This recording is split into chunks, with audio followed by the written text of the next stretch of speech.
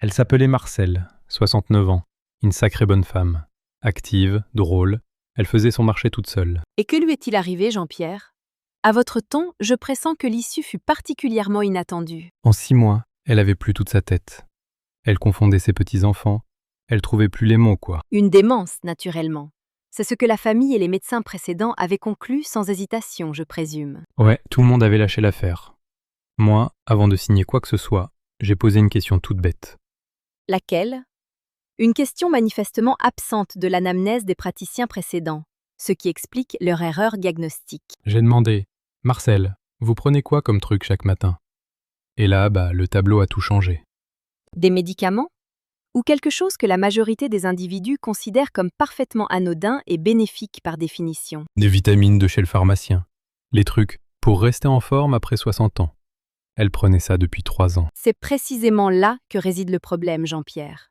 Des millions de personnes entretiennent cette même conviction erronée et dangereuse. Bonjour tout le monde, c'est reparti pour un tour. Moi, c'est Jean-Pierre Legrand, médecin généraliste, et on va causer d'un truc sérieux. Bonjour, je suis le docteur Camille Dubois, médecin interniste. Nous allons traiter aujourd'hui un sujet rarement abordé avec la rigueur qu'il mérite. 5 vitamines qui, à haute dose, peuvent vraiment flinguer le cerveau des gens de plus de 60 ans.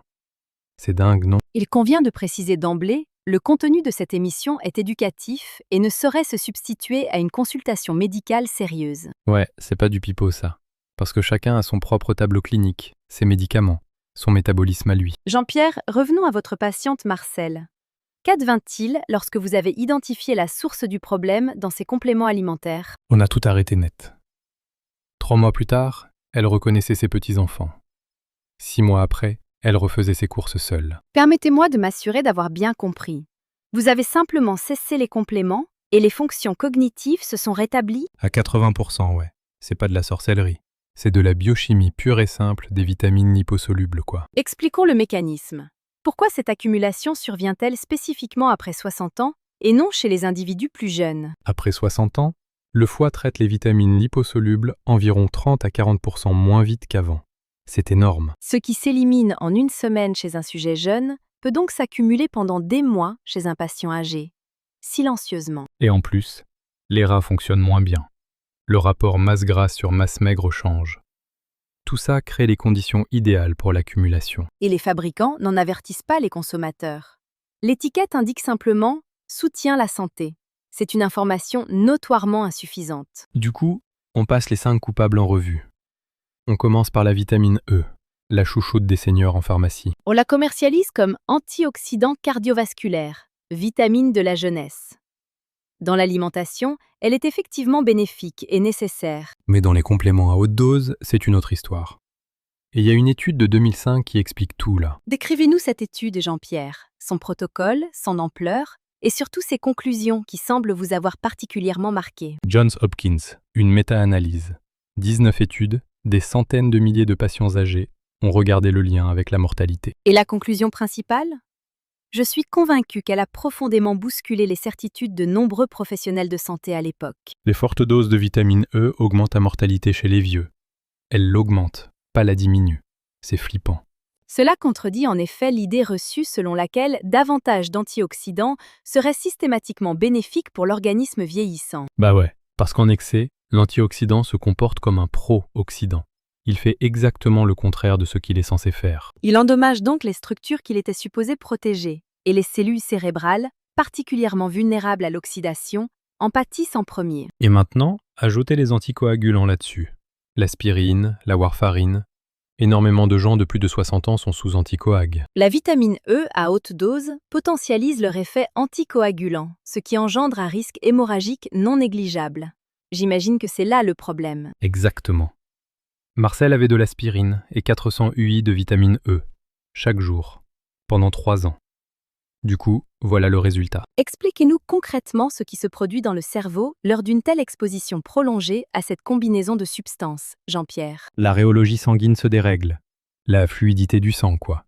Et le cerveau, c'est l'organe qui sent le premier le moindre changement de débit. Le brouillard cognitif, les oublis progressifs, la confusion. Tout cela peut effectivement résulter d'une perturbation de la microcirculation cérébrale. Et ça s'installe en douceur, sur des mois, des années. Personne fait le lien avec les vitamines. On cherche des trucs plus graves. Le patient est convaincu d'agir pour sa santé en avalant ses compléments. La réalité biochimique est hélas souvent tout autre, Jean-Pierre. Je le répète, dans la bouffe, la vitamine E, c'est top. Le problème, c'est uniquement les compléments à haute dose, dans certaines conditions. Les amandes, les graines de tournesol, les épinards, l'avocat. Ces aliments apportent la vitamine E en dose physiologique, parfaitement assimilable. Par la bouffe, vous absorbez 10 à 15 mg par jour. Les gélules donnent 40 à 60 fois plus. C'est pas rien ça. Si vous prenez de la vitamine E en complément après 60 ans, parlez-en à votre médecin, surtout si vous êtes sous anticoagulant. Et surtout si vous avez des problèmes de mémoire ou du brouillard dans le ciboulot. C'est peut-être pas juste l'âge. Passons au deuxième point. La vitamine A, dont le cas est, selon moi, encore plus révélateur et malheureusement très répandu dans la population. La vitamine A, tout le monde connaît. Vision, immunité, peau. En dose raisonnable, c'est indispensable. Il n'y a pas à tortiller du cul. Cependant, les doses raisonnables et celles contenues dans les multivitamines courantes constituent deux réalités uniquement très différentes, n'est-ce pas? Le plafond sécuritaire après 60 ans, c'est 3000 UI par jour. Prenez maintenant n'importe quelle boîte de multivitamines populaire. 5000, 7000, parfois 10 000 UI. Et l'étiquette présente cela comme la dose journalière recommandée. C'est proprement inadmissible. C'est la norme pour un adulte moyen. Pas pour un senior de 65 balais avec un foie et un métabolisme qui tourne au ralenti. Quel est le mécanisme pathologique? Comment le chemin va-t-il de cet excès vitaminique à un dysfonctionnement neurologique mesurable et cliniquement significatif? La vitamine A est liposoluble. Elle se planque dans le foie. Quand il y en a trop, maux de tête, vertige, problèmes de coordination. Classique. Symptômes aisément attribués à l'hypertension ou à l'arthrose cervicale. Jamais spontanément aux vitamines, malheureusement. Il y a aussi un mécanisme indirect. Un foie saturé d'excès vitaminique filtre moins bien. Les neurotoxines atteignent alors le cerveau. Ce n'est donc pas seulement le foie qui est compromis. Le cerveau souffre indirectement par insuffisance de la détoxification générale de l'organisme. J'avais un patient, Robert, 68 ans, ingénieur à la retraite. 2 ans qu'il se plaignait d'un brouillard dans la tête et d'une fatigue chronique. Il avait consulté de nombreux spécialistes, effectué de multiples examens complémentaires, sans qu'aucun diagnostic étiologique ne soit établi, je suppose. Voilà. Et là on découvre huile de poisson forte dose plus multivitamine. Total, 15 000 UI de vitamine A par jour. Tous les jours. Soit exactement 5 fois le seuil de sécurité recommandé pour son âge. Et il le prenait quotidiennement en croyant préserver sa santé. 3 mois après la correction du protocole, le brouillard avait disparu. Il m'a dit « Docteur, je me sens de nouveau moi-même. » Émouvant. La grande majorité des individus ne font pas contrôler leur taux de vitamine A avant d'entreprendre une supplémentation. C'est une lacune préoccupante. C'est l'erreur fondamentale. Pour toute vitamine liposoluble, d'abord la prise de sang, ensuite la décision. Pas l'inverse, hein. En l'absence de carence avérée, le complément est superflu. La carotte, la courge, le foie, l'œuf suffisent amplement à couvrir les besoins réels. Dans l'alimentation, un surdosage c'est quasiment impossible. Le corps régule tout seul. Avec les gélules, on peut dépasser sans s'en rendre compte. Nous abordons à présent le troisième point. Et celui-ci mérite une attention toute particulière. Il s'agit de la vitamine B6, Jean-Pierre. Ah, la B6. Pour les nerfs, pour la mémoire, contre la fatigue. Vendue comme la meilleure amie du cerveau. Et en mégadose, c'est l'inverse. Elle est hydrosoluble, et c'est précisément ce qui rassure à tort la plupart des consommateurs. Hydrosoluble signifie éliminer, donc sans risque de surdosage. La B6, tout le monde croit que c'est sans risque. Hydrosoluble, ça sort dans les urines. C'est ce qu'on entend partout. Cette logique est partiellement exacte. Cependant, en cas d'ingestion chronique à haute dose, la pyridoxine s'accumule dans le tissu nerveux. Les reins font leur boulot, ils éliminent l'excès, mais le tissu nerveux, lui, il retient la vitamine. C'est là que ça devient problématique. Il se développe alors ce que nous appelons une neuropathie pyridoxinique, une atteinte des nerfs périphériques. Fourmillement, engourdissement dans les extrémités. Et ces symptômes, on les confond facilement avec une neuropathie diabétique ou une hernie cervicale. Le lien avec la B6, personne n'y pense. Il existe en outre une dimension cognitive préoccupante. En mégadose, la vitamine B6 perturbe la synthèse de la sérotonine et de la dopamine. La sérotonine et la dopamine, c'est la base de l'humeur, de la motivation, de la concentration. Quand ça déraille, le patient change complètement. Avez-vous un cas clinique illustrant ce mécanisme, Jean-Pierre? Un exemple concret est toujours plus parlant que la théorie abstraite pour nos auditeurs. Ouais, Simone, 64 ans. Elle prenait 100 mg de B6 par jour, pour les nerfs et la mémoire, qu'elle disait, tous les jours. 100 mg représente exactement 50 fois le besoin journalier physiologique pour une personne de son âge. Chaque jour, sans interruption. Au bout de 8 mois, engourdissement des deux mains, problème d'équilibre en marchant, et une anxiété qu'elle appelait un truc bizarre à l'intérieur. Et elle demeurait convaincue que la B6 l'aidait, puisqu'elle la prenait précisément pour son système nerveux. L'ironie clinique est cruellement frappante. Après réduction à une dose physiologique, les symptômes ont régressé de 70% en 4 mois. C'est spectaculaire, quoi. Quelle est la dose sécuritaire de B6 après 60 ans? Donnons un chiffre précis à nos auditeurs, c'est vraiment essentiel. Le besoin physiologique, 1 à 2 mg par jour. Le plafond tolérable sur le long terme, pas plus de 25 mg. C'est clair. Or, les complexes pour le système nerveux, vendus en pharmacie, affichent couramment 50, 100, voire 200 mg par gélule. C'est consternant. Une dose thérapeutique sous surveillance médicale pour une pathologie précise, c'est une chose. S'auto-médimenter pendant des mois, c'en est une autre. La B6 est à présent clarifiée. Passons au 4e point. Et là, Jean-Pierre, permettez-moi de vous poser une question directe avant de commencer. Vas-y Camille, t'as l'air de vouloir me coincer sur le calcium et la vitamine D3, je me trompe? C'est la combinaison la plus controversée du lot. Le marché des compléments calciques représente des milliards d'euros annuels. Pendant des années, le discours dominant fut « calcium plus D3, indispensable après 60 ans ». Ouais, la pub promettait la lune, pour les os, le cœur, tout. Et en 2011, une analyse a tout chamboulé. Le British Medical Journal a publié cette étude. Elle examinait précisément le lien entre supplémentation calcique et événements cardiovasculaires chez les seniors. Et les chercheurs ont vu que sans vitamine K2, le calcium des compléments se planque pas là où on voudrait. C'est le problème fondamental. Il se dépose non pas dans les os, mais dans les parois artérielles, y compris les petites artères cérébrales. C'est la calcification vasculaire. La calcification des artères cérébrales, ça réduit directement le débit sanguin vers le cerveau. Et là, la mémoire et les fonctions cognitives trinquent. Nombre de médecins prescrivent encore calcium plus D3 sans K2 par habitude, en suivant des protocoles qui n'intègrent pas les données les plus récentes. Moi-même, j'ai revu mes prescriptions il y a une huitaine d'années quand j'ai potassé ces études. C'était un moment de remise en question professionnelle, honnêtement. Vous reconnaissez avoir prescrit autrement auparavant. C'est une forme d'honnêteté intellectuelle que j'estime être particulièrement instructive pour nos auditeurs. La médecine évolue. Ce qui était standard il y a 10 ans, aujourd'hui on le remet en cause. C'est pas une faiblesse. Que conseilleriez-vous à quelqu'un dont le médecin a prescrit calcium plus D3? Interrompre seul est évidemment exclu. Mais quelle question poser? D'abord confirmer la carence par bilan sanguin. Ensuite, demander au médecin. Et la vitamine K2? C'est la question clé. La K2 est l'aiguilleur du calcium.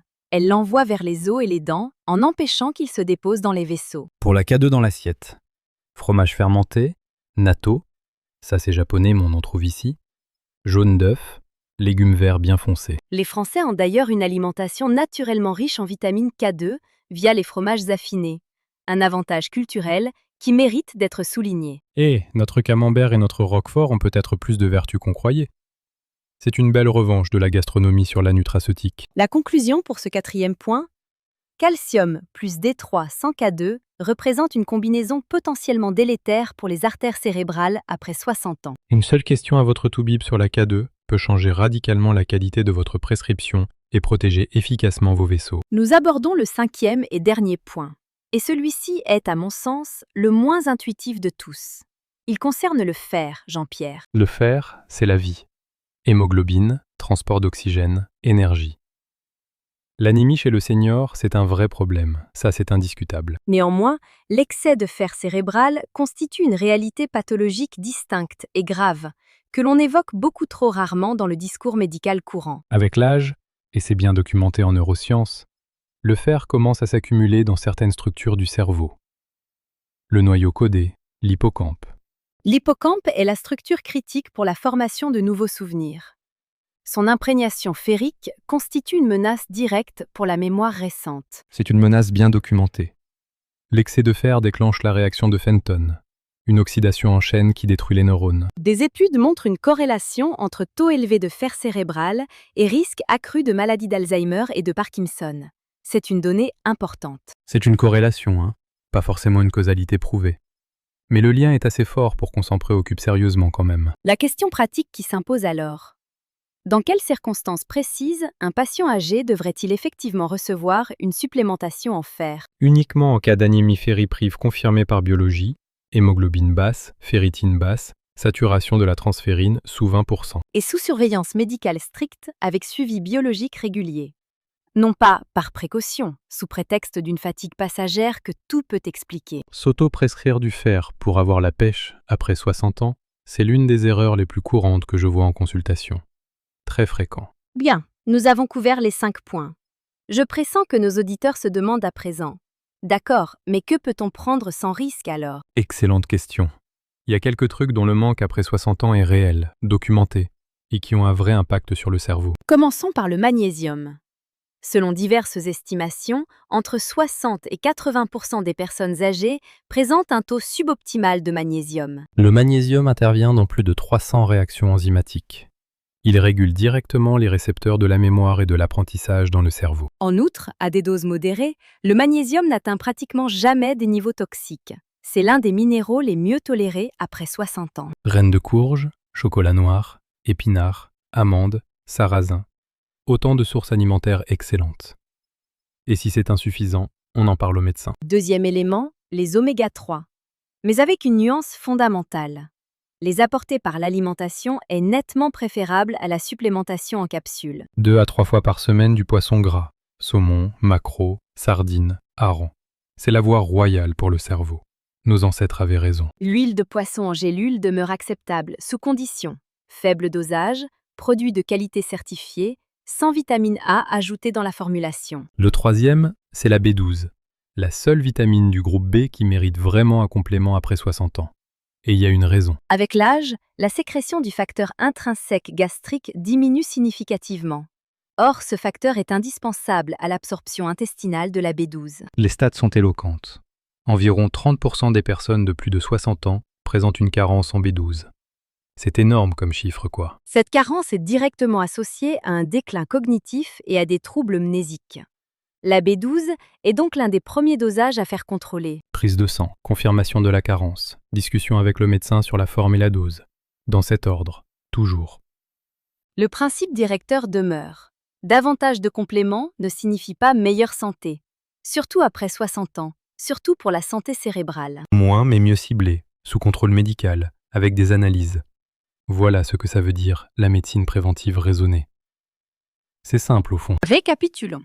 Les 5 substances à risque en excès, vitamine E, vitamine A, vitamine B6, calcium plus D3 sans K2 et le fer.